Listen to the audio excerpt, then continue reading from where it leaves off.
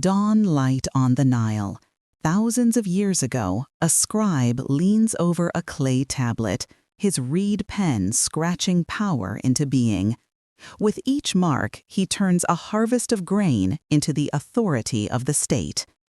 Around the world, from the Yellow River to the Indus Valley, this scene repeated. Surplus grain anchored families and fed specialists, but it was along the Tigris, Euphrates, and the Nile that writing, law, and taxation forged the first empires. Clay receipts and measured fields created a structure that could outlast any king. With records came roads, granaries, and the ambition to rule beyond the riverbanks. The Persian, Greek, and Roman worlds stitched entire regions together with coinage, bureaucracy, and miles of packed earth that could move an army or an idea. These ideas traveled with merchants, monks, and migrants. Judaism taught a covenant people to measure justice against a single God. In Greece, philosophy prized reason and debate, shaping law and learning for centuries. From India, Buddhism offered a path of compassion and release from suffering, while Hinduism layered ritual with social duty. Later, Christianity would knit congregations into empires, and Islam would unify faith and law, turning scripture into governance.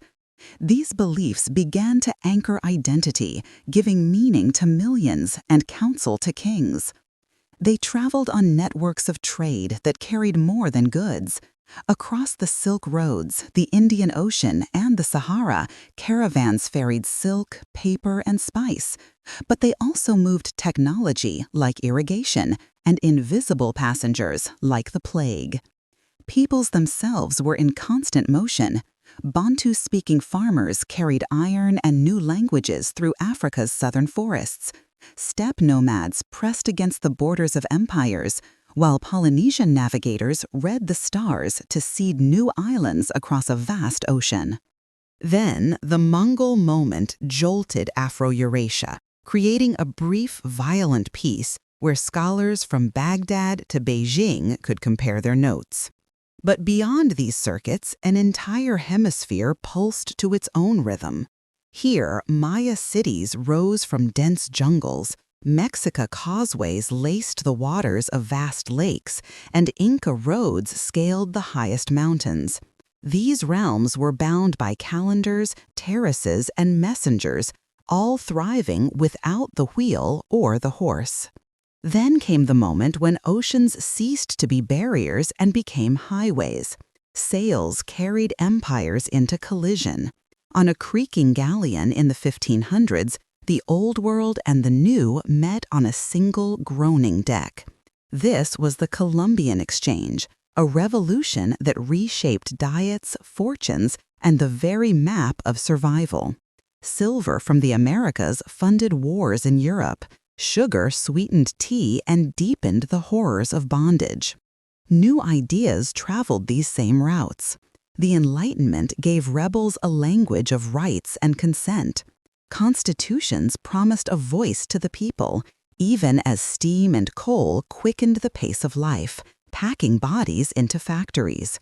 In a world bound tighter by railways and telegraphs, a new question arose. What is freedom when wages, skin, and passports can determine your future? Empires expanded to their breaking point, then shattered as colonized voices demanded their place in the world. The 20th century was scarred by two total wars, the shadow of the Holocaust and the glare of the atomic bomb. In their aftermath, new flags rose, and the connections only accelerated. Satellites and shipping containers sped the flow of trade and talk until a digital web wrapped the entire globe. Today, our supply chains and pandemics echo those ancient caravan routes. Our digital currencies repeat old promises of trust. This history is not over. It shapes our debates on artificial intelligence and our warming climate. It sets the terms of our work, our